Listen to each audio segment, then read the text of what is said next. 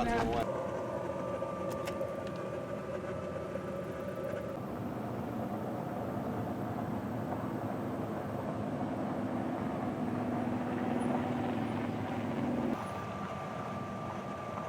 Now that would be a good cause to donate to. Let's go. Yeah, I thought that meant there's a bear here. I can make a damn coat out of him. Definitely like the character. Hey, Bam Bam.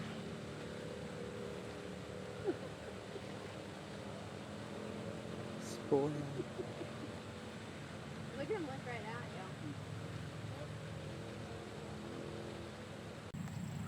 you. Here, kitty, kitty, kitty, kitty. Yeah, kitty, kitty, kitty. Here's their names. One's Joey. Hi, Joey. Look.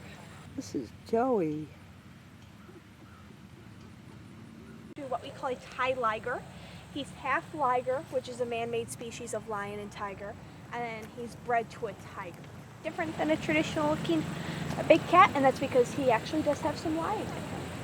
And it is Tigers and lions. They can reproduce. It does nothing for them out in the wild, so the only reason that these guys exist is because humans wanted to breed them together.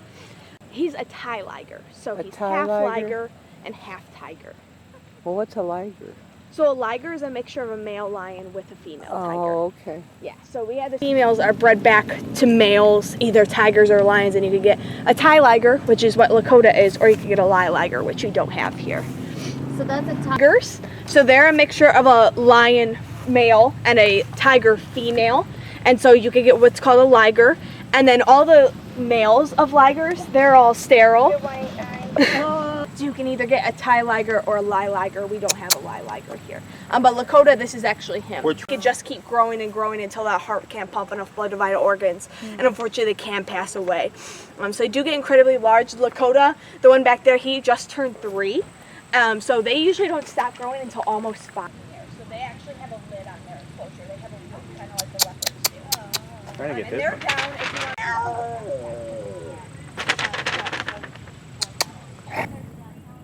So this is a liger.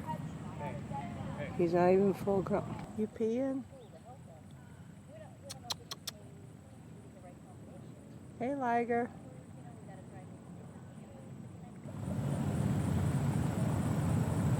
So she's coming back tomorrow. My, what big teeth you have. She likes to chase cars, they said. My sister just kind of randomly called me. And she goes, guess who's with me? And I was like, what do you mean? She said, guess who I have? I said, yeah.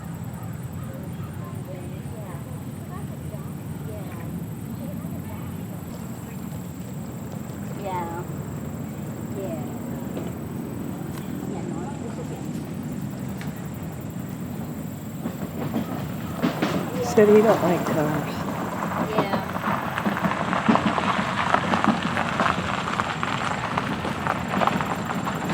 Yeah. Oh, definitely.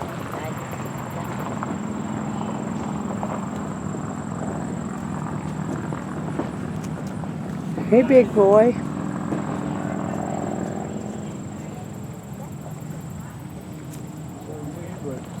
Yeah. That must be where they're feeding from. Yeah, it's very new. And for him to act out this aggressively. Hey, big boy. Hey. Hey. Hey, big boy.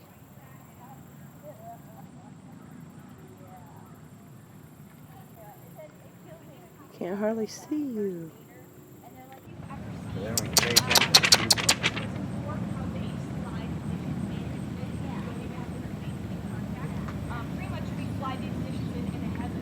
Day. It's a pretty nice day for the cat.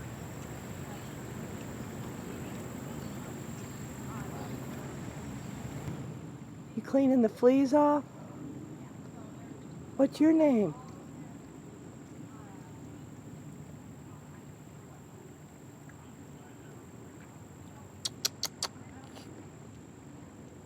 Hey.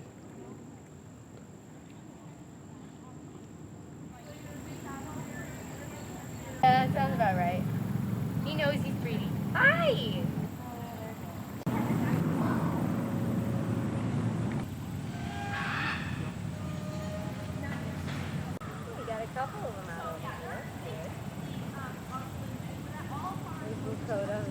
jump up. And then Aurora is the all white one on that middle bench over here. And we have Joey and Khaleesi, but they're most likely, yeah. Joey is the orange tiger laying outside that night house area. It's kind of hard to see behind that rock. And then Khaleesi's the one like half hanging out. Oh, maybe a night house back over there, yeah.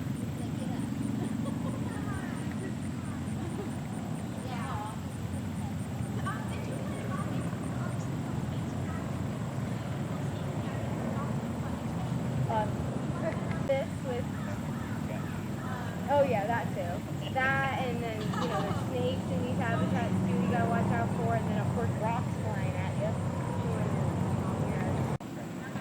Yep. Yeah. Oh no. Oh no. There's Joey.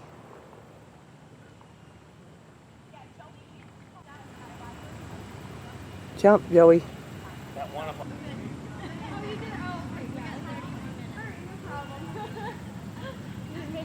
Yeah, it started then about there. So we're about 26, 27 years old now, and our main mission at the time was to make sure that all of our animals had access to grass. Now, this whole education area that you're able to go and freely walk around in was all we really had to start with. So everything was kind of in had concrete, smaller enclosures, and of course we have big cats, so we wanted to change that. So about 3 years ago, we finally accomplished that main goal of getting everyone out to grass. So we're actually going to hopefully go see the last girl who was turned out to grass about 3 years ago. So we're active just in general, but on the kind of cooler days, they're a little bit nicer. So one of the fun facts that we have here is that you can actually stay here right on the refuge. We have these glamping tents, which are right in the corner of here, the kind of green tents. It's glamorous camping. All the way in the far distance over there, we have what are called safari suites. And so it's just kind of for 1 to 2 people back are our most popular suites because they do look out to Flip's habitat and then Montana. Does like it a little bit warmer. So this is kind of a nice day for her. It's not too hot, not too cool. Over here, she's actually out today. I'm surprised. I guess it's a good day for Flip. But this is Flip, and she's a white-nosed coati or a coatimundi. She kind of looks like an anteater, kind of looks like a raccoon mix, but she is actually in the raccoon family. And if you can't really see her face, we've got this nice board. She does have that really long nose, which is why people like to think that she is an anteater, but she isn't, of course. So she can actually use that nice nose of hers to smell about 2 feet underground. She's looking for bugs and grubs and worms and stuff, so you can see she's digging around in there using that great sense. She is an arboreal species, but with that being said, because she does love to climb, her fence going at least 2 feet underground, so she doesn't try to dig out, no one tries to dig in. If you're around long enough, you'll probably hear her squawking. She lives in the office area. The Bengal and the Siberian suite. We call our Colorado project. Now at that facility, there was about 115 animals sitting on about 12 acres of land. Now to kind of put that in perspective, we have about 100 animals here, give or take, and we're utilizing about 120 acres of land out of. We of course have the room to expand. We just need the means to do so. So we actually took in 33 of those 115 animals right here to the refuge, most of which you'll see on this tour loop.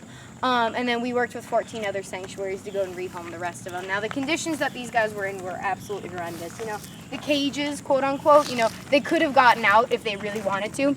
And I remember when they did it. Yeah, and the substrate that they were walking on was ground up pallets. So there was nails in them, screws, everything. You know, we had to go in, a lot of interns and staff had to go in with metal detectors and pull out all of those nails and stuff. And as well as taking them out of their paws. So of course it's extremely painful.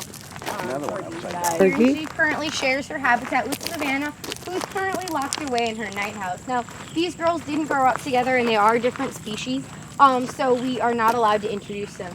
Savannah is a female lioness and Fergie is a female liger. Now, tomorrow morning we'll be able to let Savannah out so she can have the yard. And that's because they don't get along? Well, we do have to, we don't have enough enclosures built just yet for everyone to have their own, because it actually costs about $22,000 just to build one enclosure.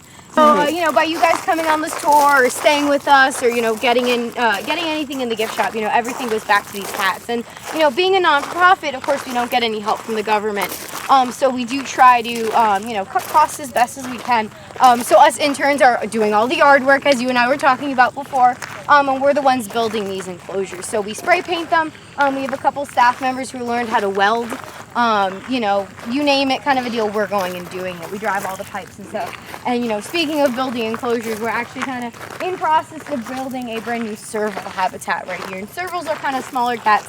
We have a couple on that walking discovery area. But this project is currently just kind of stalled for a moment. We're actually finishing up 2 brand new bear habitats. Are you guys putting the fence in here? I have no idea why. See the painted line? Yeah, no, we'll have a roof over the enclosure just like the cougars do. Now the cougars are actually like the big cat to the small cat family. So with that being said, all of their muscle mass is in their back legs. So with that, they can jump 10 to 20 feet in the air. So of course we don't want them jumping out. So we do have the roof over that enclosure. And then the fencing is a little bit smaller versus, these guys where the squares in the fence are a lot larger. So we don't try to get those tiny little paws, out too far so they can try to get us. Yeah, so you can get a really nice view of the Ozarks over here. I'm not from the area, of course. I'm actually from New Jersey. So when I look out onto the skyline, I usually see Manhattan, not necessarily the mountains. So it's a little bit different from back. Male and female pairing. We do, of course, we don't want their babies. So with that being said, we do neuter any of the male-female pairings that we have here, with the exception of our lions.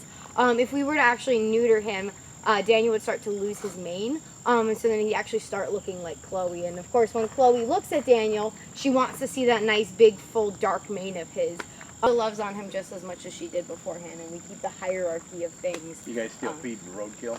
No, not roadkill. No, Tyson actually donates about 300,000 pounds of meat to us per year. So no more deer like they used to. No, but because they examined her and she has a weird lump on her leg, they didn't want to chance it. But actually, this more her bones, and you're using it for enrichment.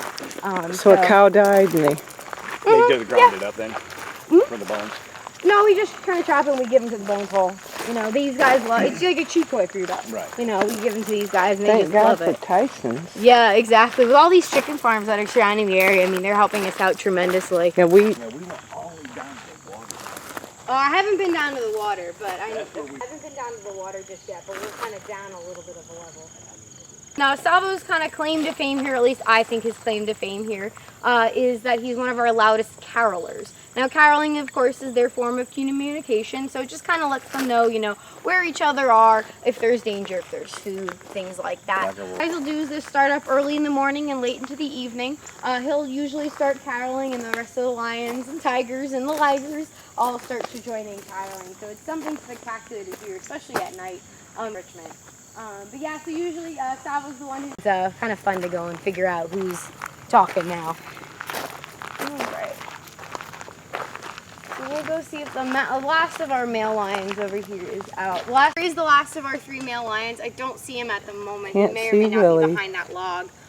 Right up at the top. But Willie's actually a local here of Arkansas. At the time when Willie was purchased, there weren't any laws in Arkansas about owning an exotic cat, and there's still no federal law about owning an exotic cat within the United States. And there, the levels of it go from everywhere from a complete ban, from hybrids, you name it, everything is a complete ban, to absolutely nothing. So there's actually 4 states still that have no ban at all, or no laws at all, I should say. So that's North Carolina, Alabama, Wisconsin, and Nevada. All those states have absolutely no laws about owning these guys. Of course, an illegal pet trade, because of that, is one of the largest issues that we have here. Of course, without all those laws. So you can purchase one of these guys for a couple $100, almost about as much as you would an exotic or a designer dog, and then you'd be able to keep them as a pet. Now, what happened with Willie, of course, is that between the ages of 2 and 3, they do become full grown. So his owner, of course, realized how big Willie was going to be getting, and they decided to surrender him, thankfully, because they were not prepared to take care of these guys. Let alone, it costs between $10,000 and $15,000 per year per animal, just to kind of keep up with these guys. So it is a lot, and I don't know why anyone would want them, because believe you me, he is not the happiest camper in the United States about owning exotic cats and trying to put a limit on it.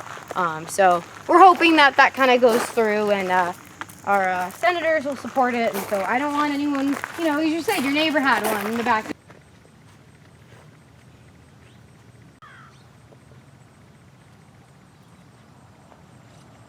Big bear at the end, real close.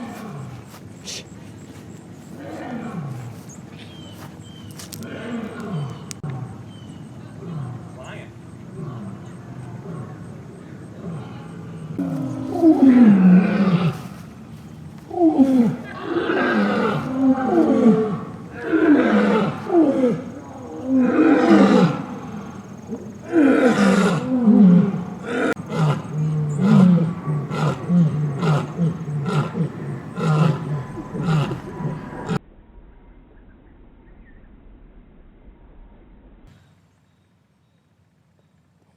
Good.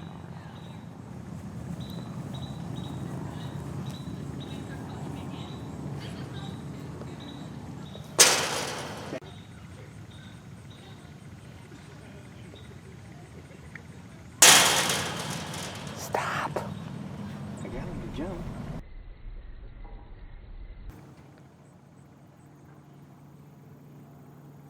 They can run 35 miles an hour. Look at big dogs. Yeah. Big than paws are. They're getting ready to be moved, right? No, that's a different pen.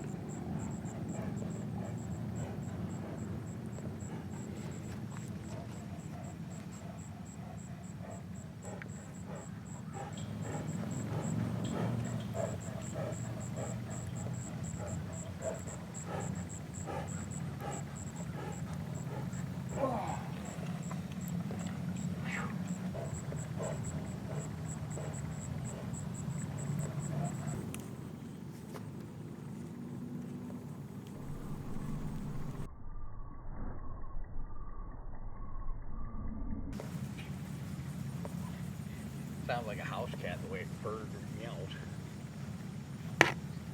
Got big paws though. Honey, look at his paw.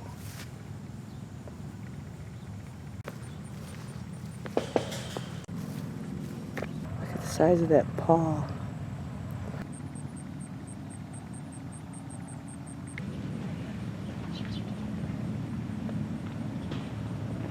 So this is just ground beef that has some enzymes. Pancreatin is one of them that I'm going to go feed to Payson, who's got that pancreatic insufficiency. Okay. So this helps her digest her food when we give it to her in about Okay. 30 minutes. Yep.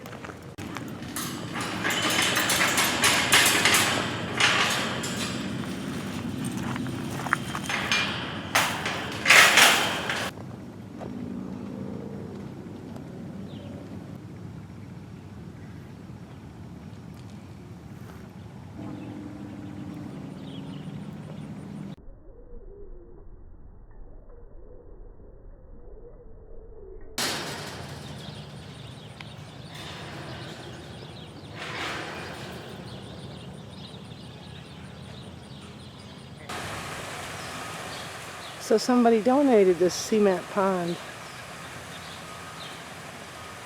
He loves it.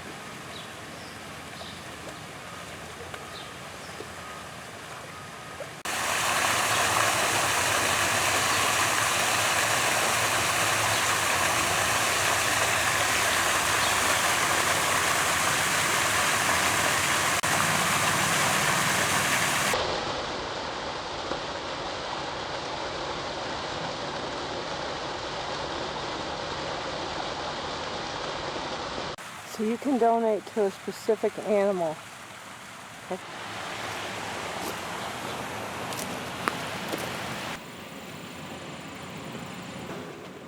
Tyson Food donates all the chicken.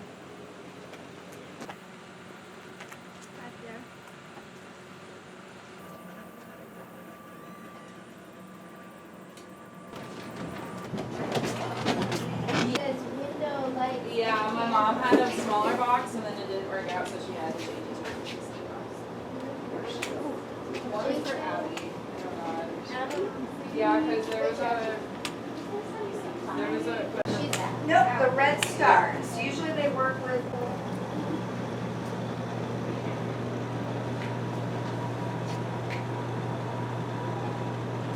Tour. They were all up higher, you know. At the Fayetteville.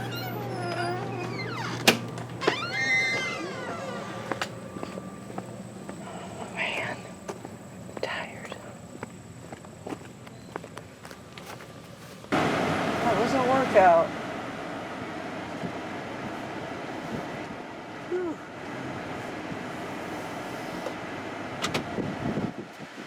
Yeah, we got a crack in our windshield. Let's go see the bikers. Alright, there you go.